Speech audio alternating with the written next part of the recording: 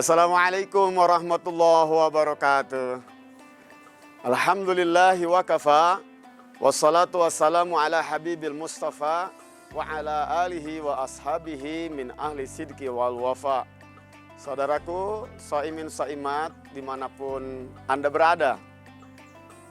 Ramadan saat yang tepat untuk terus memperbaiki diri kita menjadi lebih baik. Mari kita siapkan satu saat di mana kita merenungkan apa yang akan diperlakukan Allah kepada kita. Sebagaimana Allah menyampaikan dalam surat At-Takasur, La tus'alunna yawma idzin 'anin na'im. Kamu akan dimintai pertanggungjawaban, akan ditanya tentang semua bentuk kenikmatan yang diberikan. Lebih jauh Rasulullah Shallallahu Alaihi Wasallam mengingatkan kepada kita bahwa kita tidak akan bisa masuk surga sebelum kita akan dimintai pertanggungjawaban 4 perkara. Yang pertama adalah tentang umur. Bagaimana kita menghabiskan umur kita. Lebih dari itu, kedua, Rasulullah mengingatkan tentang usia dan masa muda. Bagaimana mempergunakan masa muda itu? Mari kita merenung dari sekarang tentang waktu yang Allah anugerahkan pada kita. Detik demi detik, menit demi menit, hari demi hari, bulan dan tahun bergilir pada kita. Sudahkah kita mensyukuri nikmat-nikmat tersebut? Waktu-waktu yang Allah berikan pada kita, kita habiskan apakah untuk ibadah kepada Allah atau kita lebih mengabdi kepada nafsu kita. Allah Subhanahu wa Ta'ala akan memintai pertanggungjawaban dari setiap detik, bukan hanya hitungan hari.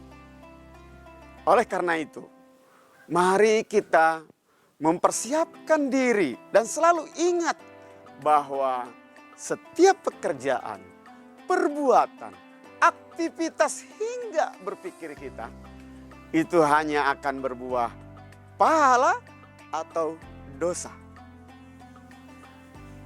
Jangan sampai kemudian waktu kita terbuang tersia-sia karena Allah Subhanahu wa Ta'ala mengingatkan wal 'ashr innal insana lafi khusrin illal ladzina amanu wa 'amilus shalihat ila akhiril ayat. Waktu banyak orang yang terlibas menjadi orang-orang yang merugi, kecuali mereka yang berorientasi bagaimana hidupnya, waktu-waktunya merupakan perealisasian, pengejawantahan dari iman melalui amal-amal soleh yang dibuktikan oleh dirinya. Ketiga, kata Rasulullah SAW, kita akan ditanya tentang ilmu yang sudah kita dapatkan lewat mata, lewat telinga. Apa yang kita dengar, apa yang kita lihat sesungguhnya adalah ilmu yang Allah anugerahkan pada kita. Bagaimana kita mengamalkan dan mengambil pelajaran lalu mempraktekkan apa yang telah Allah ajarkan pada kita itu. Sehingga hari demi hari dari apa yang kita lihat, dari apa yang kita dengar, seharusnya kita terus memperbaiki kualitas keimanan, kualitas amal soleh kita. Dan yang terakhir, yang ini yang paling unik yang harus kita banyak merenung, terutama mereka-mereka yang sudah punya banyak harta. Rasulullah SAW mengatakan, harta ini akan ditanya 2 hal, yaitu dari mana dan untuk apa. 3 yang pertama tidak ada pertanyaan dari mana, tapi untuk yang keempat akan ditanya, dari mana kamu mendapatkan harta itu dan untuk apa kamu pergunakan setiap harta yang kamu dapatkan. Saudaraku yang dimana Allah Subhanahu wa Ta'ala, mari kita merenung. Sebagaimana Rasulullah SAW pernah merenungkan hal ini saat beliau dihidangkan makanan, dihidangkan kambing guling siap untuk dimakan. Namun Rasulullah SAW merenung dan menangis. Disaksikan oleh para sahabatnya, bahkan diikuti oleh Abu Bakar, oleh Abu Ayyub Al-Ansari yang menyuguhi Rasulullah SAW dengan makanan itu. Namun kemudian Rasulullah SAW sempat untuk merenung dan menangisi apa yang sedang dihadapinya. Umar radhiyallahu ta'ala anhu yang ikut serta dalam peristiwa itu bertanya kepada Rasulullah SAW, "Ya Rasulullah, apa yang kau tangisi? Makanan begitu tersedia dengan mewah." Rasulullah SAW mengatakan, "Aku teringat bahwa Allah akan memintai pertanggungjawaban nikmat, termasuk nikmat ini. Dari mana?" Aku akan menjawab, hadiah dari Abu Ayyub Al-Ansari, halal. Tapi pada saat ditanya, untuk apa? Saya merenung. Setelah makanan ini masuk ke dalam perut kita, lalu kemudian jadi tenaga, untuk apa tenaga itu kita pergunakan? Jadi kekuatan otak, untuk apa otak kita dipakai berpikir?